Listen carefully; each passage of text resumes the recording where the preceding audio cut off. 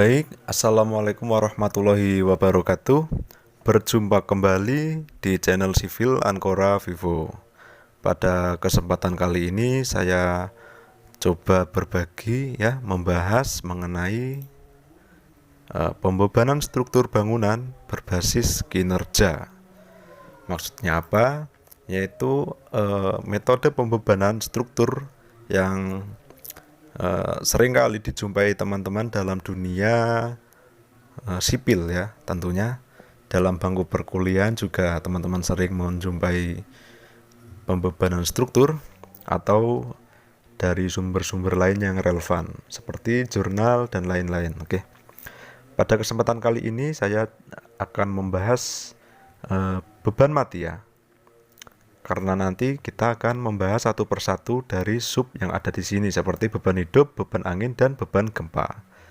Nah, untuk kesempatan kali ini konsentrasi kita pada beban mati. Oke, langsung saja. Beban mati yang pertama yaitu pembebanan pada struktur kuda-kuda. Yang mana kita harus mengisikan parameter yang wajib untuk diisi. Yang pertama adalah jarak antar kuda-kuda. Misalkan saja 4 meter. Untuk jarak antar gording misalkan saja 1,2, untuk sudutnya 30 bisa. Dan untuk berat penutup atap, nah di sini ada keterangannya yaitu genteng, tanah liat plus reng. Nah, untuk berat penutup atap sendiri teman-teman bisa lihat di PPPURG atau di sumber-sumber lain seperti katalog atau brosur yang lainnya ya, karena ini pembelajaran saya contohkan di PPPURG. Ya, ini dia PPPURG. Kita scroll ke bawah, kita cari berat penutup atap genteng tanah liat. Nah, ini dia penutup atap genting dengan reng dan usuk atau kasuh per meter persegi bidang atap, yaitu 50 kg per meter persegi. Kita isikan 50 kg per meter persegi. Dan untuk berat gording ini ada formula khususnya, yaitu luas penampang gording dikali dengan berat jenis material itu sendiri. Di sini saya contohkan 6,5. Untuk berat plafon dan penggantung ini kita lihat lagi di PPPURG. Untuk plafon yaitu langit-langit, ini kita ambil yang asbes ya, yaitu 11 kg per meter persegi. Dan penggantungnya, nah ini penggantung langit-langit 7 kg per meter persegi. Kita jumlah 11 tambah 7 adalah 18. Kita isikan saja di sini 18. Atau 18 ini bisa kita tambahkan lagi menjadi 20 kg per meter persegi. Karena nanti ada berat lain-lainnya. Oke. Nah, untuk struktur atap kita outputnya ada dua ya, yaitu kalkulasi beban konsentrasi terpusat dan kalkulasi beban konsentrasi merata. Yang pertama kita bahas terlebih dahulu kalkulasi beban konsentrasi terpusat. Yang pertama adalah beban penutup atap ini sama dengan berat penutup atap perluasan dikali dengan jarak antar kuda-kuda dan jarak antar gording. Nah, ini dia, nanti saya klik satu persatu selnya supaya formula ini keluar dan teman-teman mudah untuk memahaminya. Kenapa begitu? Karena dia dikali dengan L dan L besar dan L kecil ini, yaitu jarak antar kuda-kuda dan jarak antar gording, karena dia nanti akan dikonversi menjadi beban terpusat. Nah, untuk gording ini yaitu berat gording dikali dengan jarak antar kuda-kuda saja. Nah, ini dia hasilnya 26 kg. Dan untuk beban plafon yaitu karena dia berbentuk beban luasan, maka bukan faktor pengali ya, dimensi pengalinya yaitu jarak antar kuda-kuda dan jarak antar gording. Ini dia. Oke, dan ini formulanya. Nah, untuk skema beban terpusat yaitu seperti gambar di samping ini. Ini adalah beban terpusat akibat berat penutup atap genteng dan berat gording. Sedangkan yang di bawah ini beban terpusat akibat berat plafon dan penggantung gitu. Oke, untuk yang kedua yaitu kalkulasi beban konsentrasi merata. Untuk beban penutup atap sendiri karena dia digunakan untuk konversi konsentrasi merata, maka dimensi pengalinya hanya L saja, yaitu jarak antar kuda-kuda. Ini dia. Berat penutup atap dikali jarak antar kuda-kuda, hasilnya 200 kg per meter. Untuk gording, beban gording yaitu ini dia, beban gording itu harus dikali dengan harus dijadikan beban terpusat terlebih dahulu, yaitu berat gording dikali L itu sama dengan beban gording terpusat ya. Lalu dibagi dengan jarak antar gording, maka ini hasilnya. Nah, yang di dalam kurung ini adalah berat gording terpusat, sedangkan ketika menjadi kilogram per meter, maka ini sudah dibagi dengan jarak antar gording. Oke. Untuk beban plafon, karena dia akan dikonversi menjadi kilogram per meter, maka dimensi pengalinya yaitu adalah jarak antar kuda-kuda. Nah, gini teman-teman ya, kalau kita menemui beban, ketika beban itu dikalikan dengan salah satu elemen penyusun dimensi, maka pasti beban itu akan lari ke elemen-elemen lain yang belum mengalinya. Nah, contoh sederhana, untuk berat genteng, ini dia, berat penutup atap genteng 50 kg per meter persegi. Jika 50 kg per meter persegi ini kita kali dengan jarak antar kuda-kuda, maka berat kilogram per meter larinya dia akan ke sini. Nah, maka akan seperti ini. Karena dia hanya dikali ke jarak antar kuda-kuda. Lain cerita jika 50 kg per meter persegi itu dikali dengan jarak antar gording, maka bebannya akan lari ke balok gording itu sendiri di atas gelagarnya. Maka dari itu di sini beban pada gording, berat sendiri gording ini sudah ngeling ya. Di sini sudah saya jelaskan luas penampang kali berat jenis material penyusunnya. Nah, ini maksud saya berat penutup atap ini. Karena dia konsentrasi pada gording, maka dimensi pengalinya adalah jarak antar gording. Ini dia L kecil ini. Kenapa begitu? Supaya berat kilogram per meter larinya ini lari ke gelagar gording itu sendiri, atau lari ke atas balok gording itu sendiri. Nah, gini kasarannya. Penutup atap kan 50 kg per meter persegi, oke. Jika kita kalikan dengan jarak ini, maka dia akan lari ke panjang gording. Tapi ketika beban 50 kg per meter persegi kita kali dengan panjang gording, atau panjang gording bisa kita sebut jarak antar kuda-kuda, maka beban itu akan lari ke sini, sepanjang jarak antar gording ini. Begitu teman-teman ya. Itu adalah konsepnya. Oke. Untuk kuda-kuda sudah ya, pada struktur kuda-kuda. Lalu kita lanjut ke struktur pembebanan. Ini pembebanan pada struktur plat atap. Oke, pertama parameter ini kita isikan. Untuk bentang terpanjang misalkan saja 6, untuk bentang terpendek adalah 4, untuk tebal plat misalkan 10 cm karena di sini meter yaitu 0,1. Untuk waterproofing ini tebalnya 1 cm atau 0,01 meter. Untuk berat jenis beton kita lihat di PPPURG. Nah, ini dia berat beton bertulang itu 2400 ini ya. 2400. Oke, 2400. Dan berat jenis aspal itu 1400. Untuk berat plafon itu sendiri kita samakan ya di sini. Berat plafon penggantung 20 kg. Oke. Untuk MEP, berat MEP kita 25 kg per meter persegi, oke. Dan di sini sudah otomatis ngeling ya, oke.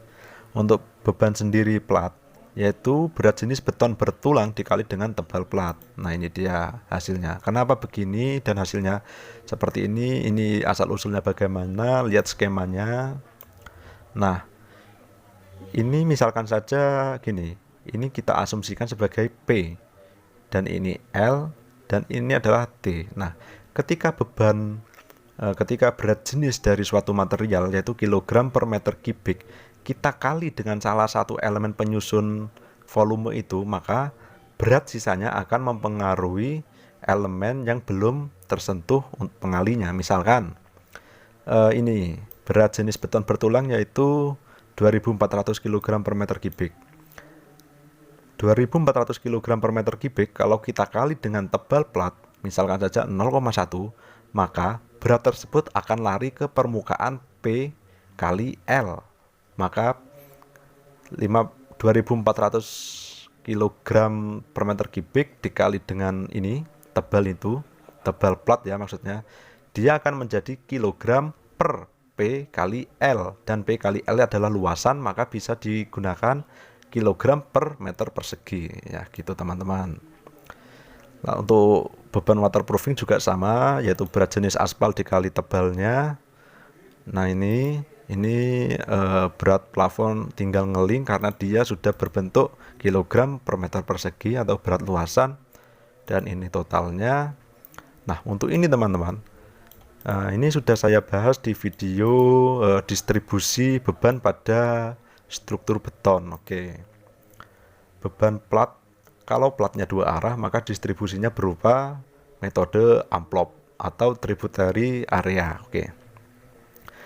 Bagaimana kalau di sini ada contoh plat satu arah, maka ini tidak usah kalian gunakan gitu. Karena di sini contohnya dua arah, maka kita menggunakan rumus yang sudah saya bahas ya, atau materi yang sudah saya bahas di video yang berjudul distribusi beban pada struktur beton bertulang. Oke.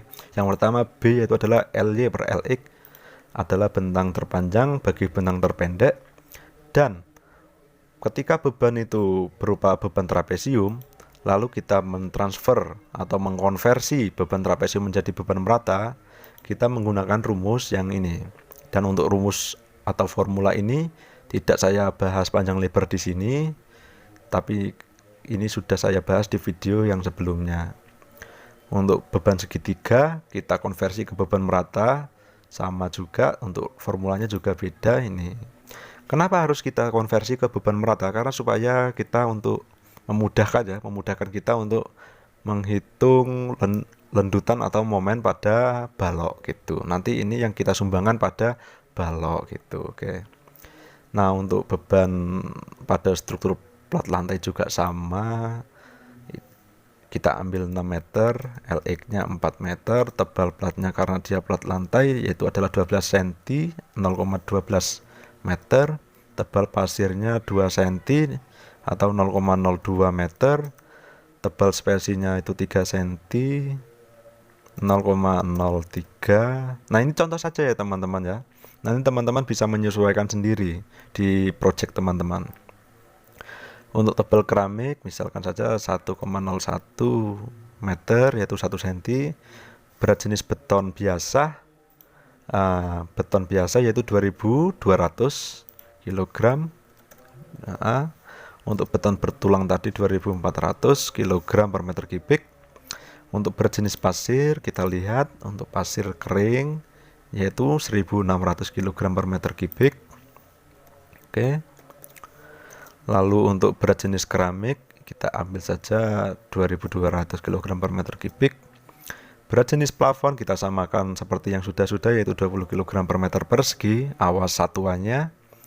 Untuk MEP yaitu 25 kg per meter persegi. Oke, siap. Nah, konsepnya sama, yaitu berat jenis material dikali dengan tebal material itu sendiri, tebal dari bentuk penampang itu sendiri.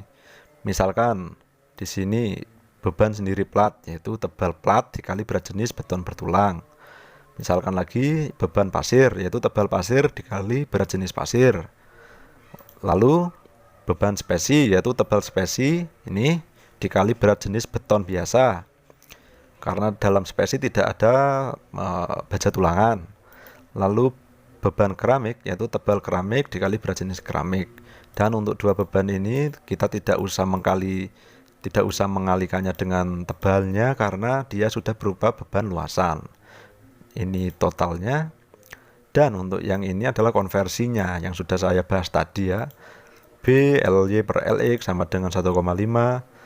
Konversi beban trapesium ke beban merata dengan formula ini yang sudah saya bahas di video tadi ya. Ini juga ketika beban itu segitiga tapi kita ingin mengkonversi ke beban merata, ini WLX per 3. Oke. Itulah untuk beban plat lantai. Selanjutnya kita akan lanjut ke ini, beban pada struktur balok. Oke. Yang pertama, H penantang kita ambil 60 cm karena ini meter berarti 0,6. Oke. Untuk B yaitu lebar penambang kita ambil setengah ya, sama dengan 0,6 per 2. Ya, 0,3. Berat jenis beton bertulang kita lihat lagi yaitu 2400. Ya, 2400. Sedangkan ini teman-teman ya, beban ekuivalen plat. Nah, ini maksud saya tadi. Beban ekuivalen itu digunakan untuk diturunkan ya. Maksudnya ini akan digunakan dalam perhitungan struktur balok nanti. Misalkan saja saya ini mengambil ini ya. Ya, di sini tinggal saya linkkan saja sama dengan beban ekuivalen yang segitiga saja. Misalkan saja ini kondisional ya teman-teman. Nanti teman-teman mengkondisikannya sendiri. Tergantung contoh studi kasusnya teman-teman, oke? Untuk berat pasangan dinding kita lihat di PPP-URG, berat pasangan dinding itu. Nah, ini dia dinding pasangan bata merah setengah batu. Yaitu 200 ya 250 kg per meter persegi. Oke. 250 kg per meter persegi. Oke. Tebal bata ringan. Nah, ini digunakan ketika teman-teman menggunakan bata ringan ya. Misalkan saja tebal bata ringan ini 15 cm ya. Karena di sini meter dia menjadi 0,15 meter. Dan berat jenis bata ringan ini didapat dari mana? Ini didapat dari katalog atau brosur dari perusahaan penyedia stok bata ringan. Nah, teman-teman bisa lihat dari data-data yang relevan lainnya. Ya, umumnya seperti Citicon. Citicon itu sudah menyediakan brosur yang ada berat jenis bata ringannya, yaitu dalam kondisi normal dan dalam kondisi kering dan normal ya. Kalau tidak salah di sini saya ambil 600 kg saja. Nah, untuk tinggi pasangan batu bata, tinggi pasangan dinding kita ambil 4 meter. Misalkan saja. Nah, ini kan sudah teman-teman, berat jenis bata ringannya 600 kg per meter kubik.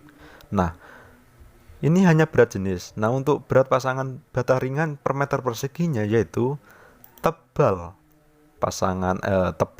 satu biji ya. Tebal satu biji bata ringan dikali berat jenisnya. Ini dia.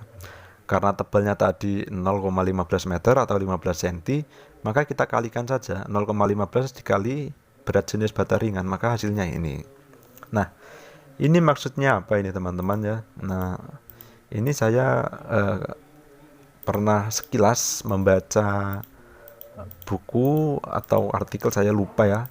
Untuk bata ringan itu ada yang sampai beratnya 200 kg per meter persegi. Saya ragu itu, yang saya baca itu jangan-jangan atau ini ya. Ini tebal bata dinding ini ya, batako ya. Nah, karena saya ragu, saya tulis saja di sini ya. Tidak tahu itu, saya lupa itu bata ringan atau batako. Nah, di sini diambil, ini kita pilih saja salah satu ini.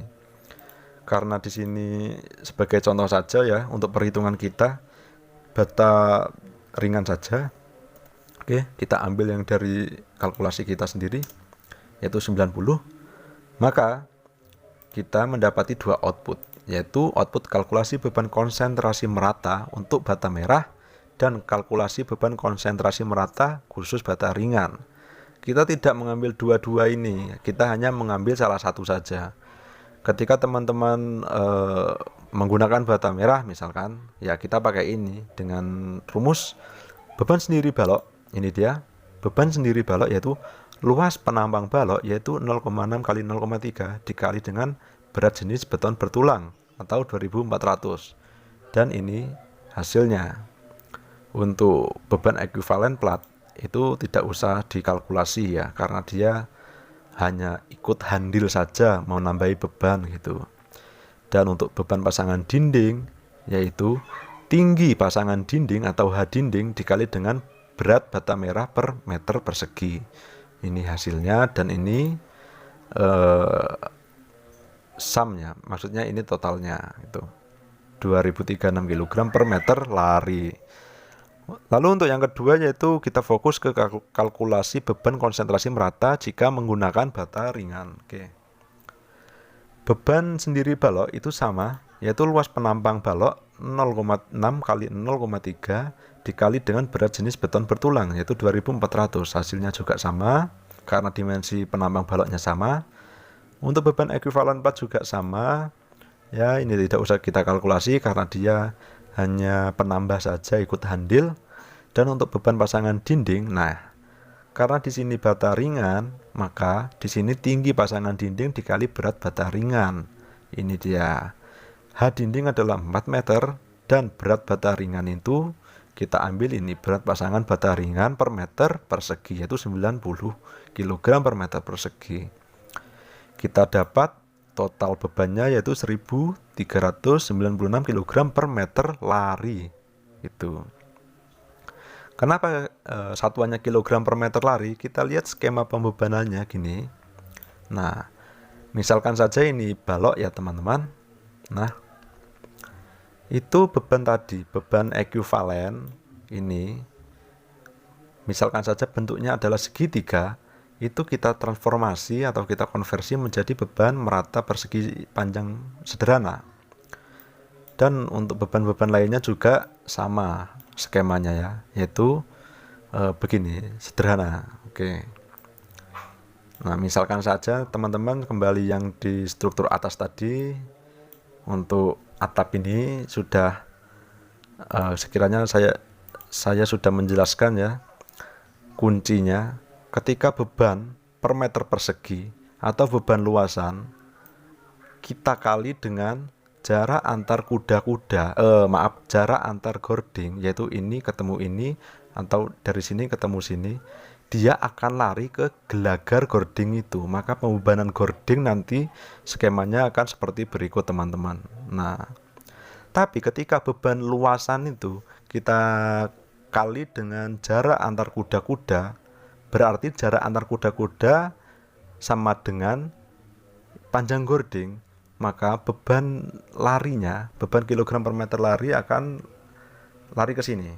Nah, kita lihat ke formula untuk beban lari ini dia konsentrasi merata, dia faktor pengalinya hanya ini dia, jarak antar kuda-kuda. Karena jarak antar kuda-kuda ini adalah panjang gording. Itu. Dan untuk beban-beban yang lainnya kita bahas di pertemuan yang akan datang. Itu saja untuk pertemuan kali ini. Assalamualaikum warahmatullahi wabarakatuh.